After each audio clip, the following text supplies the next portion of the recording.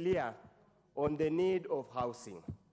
And indeed, when you read deeper, the definition of housing has never been a universal definition. Even when you look at the UN Habitat Resolutions, the definitions of housing has never been uniform and, cross-cutting. Each community, each family, each society has got its own definition of housing. So that's the first point. That's the first point. That's the first failure or shortcoming of this particular bill. It assumes that the definition of a house for somebody in Limuru is the same for definition of a house for somebody from Wajir. That is the first point. We seem to be, it makes many of us believe that this particular bill is not about housing. It's about politics. It's about short-term gains.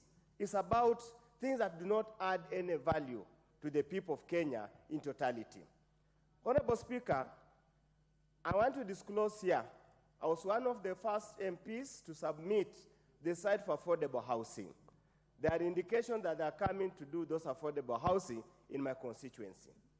And when I told my people on the ground in Funyula constituency, they have mocked me for the last 3 weeks, non-stop, on how misguided, misdirected, and mispriority.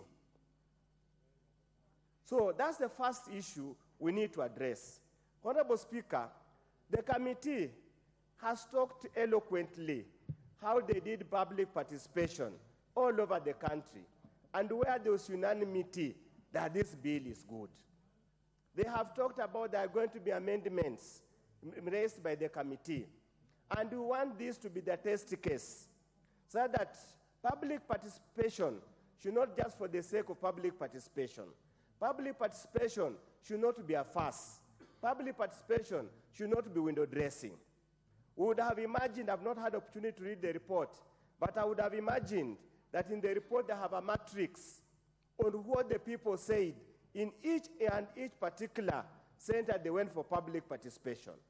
How they have synthesized those comments and submissions, and how have they arrived at whatever amendments they wish to make to this particular bill so that we truly reflect the spirit of public participation.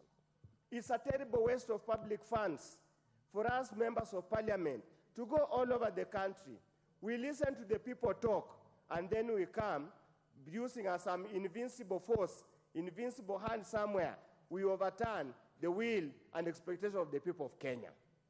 It's unconstitutional, it is immoral, it's unfair, and it's abuse of the office that has been conferred upon us.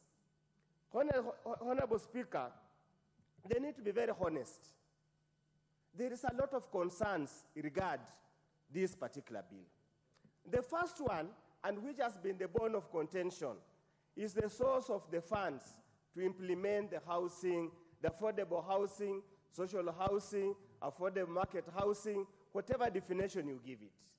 The issue of the housing levy, it has been a bone of contention, and the courts of law have pronounced themselves in respect to that matter.